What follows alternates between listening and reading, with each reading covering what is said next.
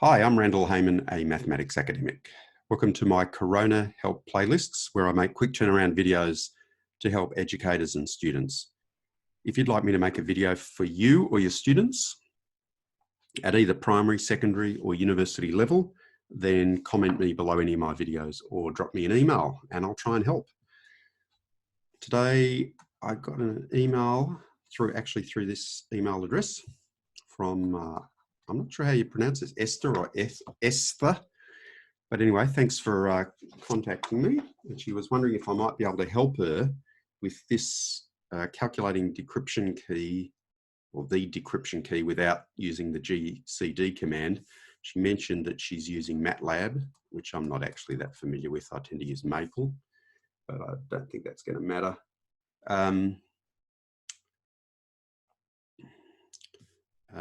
What else did I want to say first?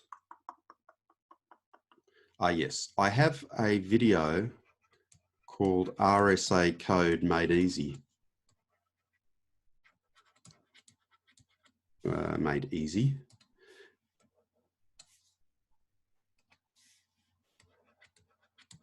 Where I go through in a very structured way.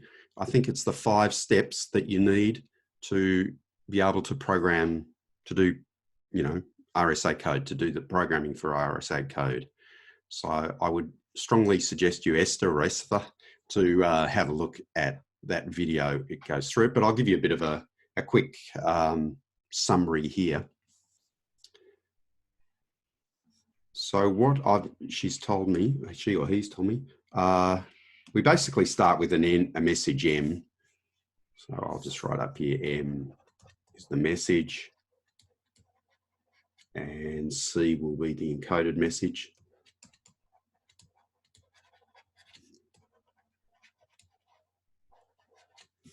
So M is, you raise M to the power E mod N.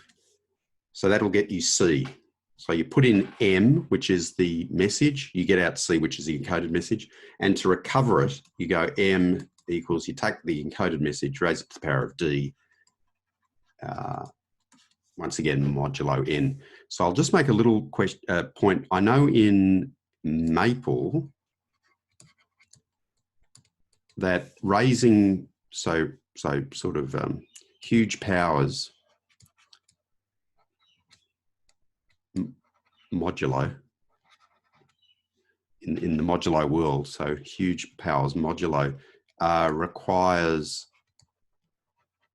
the power command. So you'd go power M E mod N. If you're just doing smaller powers, then it's fine to just go else. For smaller stuff, you can just go M to the power E mod N. So just be aware of that maybe in MATLAB for really large numbers, like where M is, or say where N is 150 digits long, you might need to use a different command, but I'll leave that at this point. I think what you're mainly concerned at is there's no problems, I think, doing that bit. We've just discussed that, but that doesn't require GCD or anything like that. So the key points here are that the decryption code, how to find D. Essentially, how do you find D? Just to put that in perspective, the E, the encryption code here, will be public. That'll be a public number. Everybody can get that. And the N will also be public. So the idea here is that anybody given the E and the N, that's just public, everybody knows that. You've got a message, you've got your M, you know your E from the public, it's public, you know the N, that's public, you can work out C. Okay, so the question then is, how do you find D here, given that everybody knows N? So once you get D, you can decode. So the whole thing is about finding D. Well, not the whole thing, but that's a critical part of it. How to find D? Well, the thing the mathematics of it is that E times D is equivalent to 1 modulo phi of N. yeah, modulo 5n. So you normally go like that, I think. So phi n is the Euler-Tauschen function.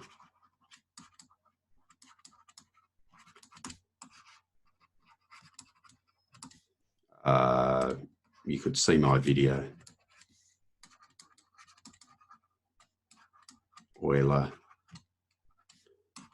function made easy.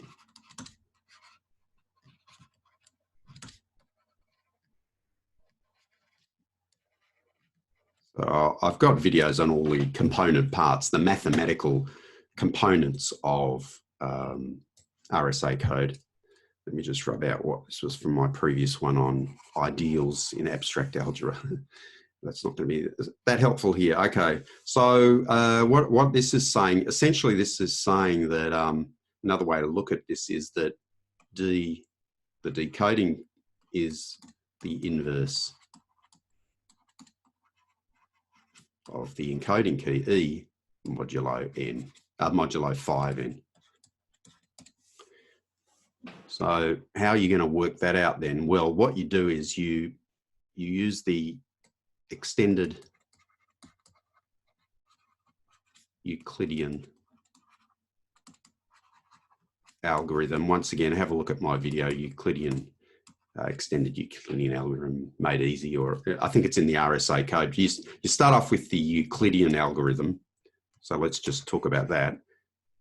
So the things that you know phi of n, you can work out phi of n from n. That's easy. That won't require GCD. N's normally the product of two prime numbers, which you know. In fact, you'll use the two prime numbers to create n, and once you do that, you know phi of n. So what you'll start off with is you'll start off with phi of n is equal to some multiple of E, let's call it R times E plus S, where 0 is less than or equal to S is less than E. So this is the remainder theorem, which says when we divide phi of n by E, we'll always end up with a remainder, a small remainder, S. And we keep doing that. Then we take the E, this E here, we put it here, E equals, I'll call this R1 actually, E equals R2,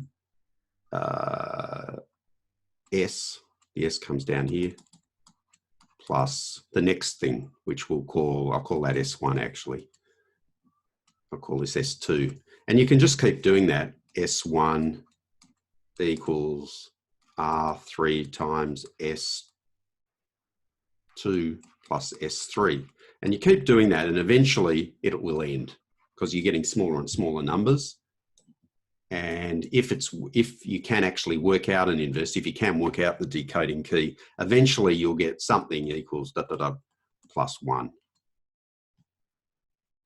And this tells you that the GCD of phi of n and E is equal to 1, but you haven't worked out you haven't used the GCD command, which I know you're prevented from using. Anyway, then what you do is you then start repeating. Well, you go backwards now. Basically, this line here will give you an expression. 1 equals, I don't know, it'll be some multiple of, maybe S8 plus S9, some multiple here plus here. Please have a look at my videos. You'll see that basically what are we trying to do here? I won't go into all the details, but by going backwards through these lines one by one, we'll eventually get this. We'll eventually get 1 equals, eventually we'll get right up the top here, and we'll have one will be expressed as the multiple of phi of n, say C, plus some D times E. And you can always do that. There's an identity called Bazoo's identity, which guarantees it. But this process of going backwards up here is the extended Euclidean algorithm. So eventually you'll be able to express this. You'll get this. Whoops, you'll get this. Now, this is really beautiful. Take modulo phi of n of both sides. So what do we get? We get 1 is equivalent. This bit here, when we hit it with modulo phi of n, well, we've got a phi of n there. So phi of n is 0 modulo phi of n. So this disappears. So all we get is dE modulo phi of n. And now this is very, well, it's basically what we had up here.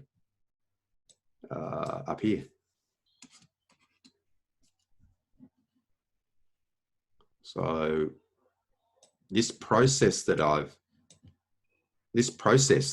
I've explained here, getting to this line here, this will give you the D that you need.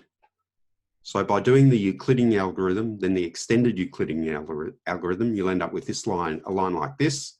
When you take modulo 5 in at both sides, that will give you the decoding key. So that's how you get the decoding key. Once you get the decoding key, if we go right back up to here, it's easy to decode. So then you know how to encode and decode, and you've done it using MATLAB, but without ever using the GCD command. And I think there was one other thing you said you can't use, binary commands or something like that, binary addition or something, binary operations.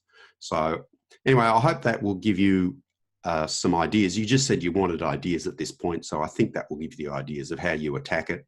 If you've got any more questions, Esther, please comment me below this video or drop me another email. And if anyone's got any other questions on mathematics, do the same. Thanks very much for listening.